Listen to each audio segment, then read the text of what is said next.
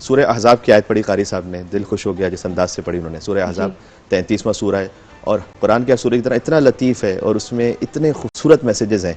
यानी इसकी इब्तिदाई आयत को आप देखें तो मा जअलल्लाहु लिरजुलिन मिन क़ल्बैनि फ़ी जौफ़िही, अल्लाह ने किसी इंसान के सीने में दो दिल नहीं रखे। इसका ताल्लुक भी वैसे एक दुरूद से बनता है, यानी ये कि दिल दोनों तरफ नहीं हो सकता, या अल्लाह का है या शैतान का है, या मोहम्मद मुस्तफ़ा सल्लल्लाहु अलैहि वसल्लम का है या फिर किसी अबू जहल, दोनों साथ साथ नहीं हो सकता, या हुसैनियत के साथ हो या यजीदियत के साथ हो, मिला के नहीं हो सकता ये।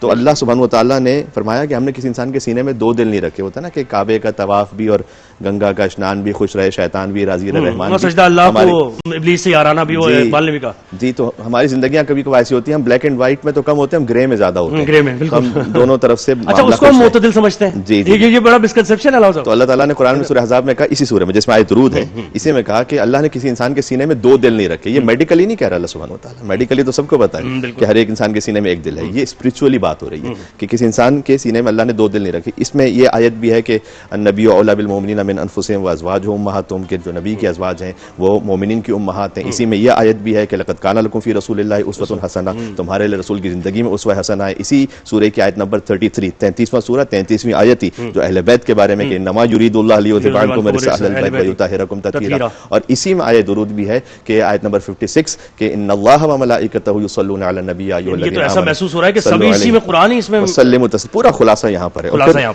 अगली आयत है कि इन्नल्लज़ीना युज़ूनल्लाह व रसूलहु लअनहुमुल्लाहु फ़िद दुनिया वल आखिरह, अल्लाह अपने हबीब पर दुरूद भी भेज रहा है मलाइका के साथ, और ऐ ईमान वालों तुम भी सलावत भेजो, और अल्लाह कुछ लोगों पे लानत भी भेज रहा है कुरान के मुताबिक कि जिन्होंने अल्लाह उसके रसूल को अजियत पहुंचाई, अल्लाह की तरफ से दुनिया और आखिरत में उन पर ऐसी लानत है कि वो रहमत से दूर हो जाए।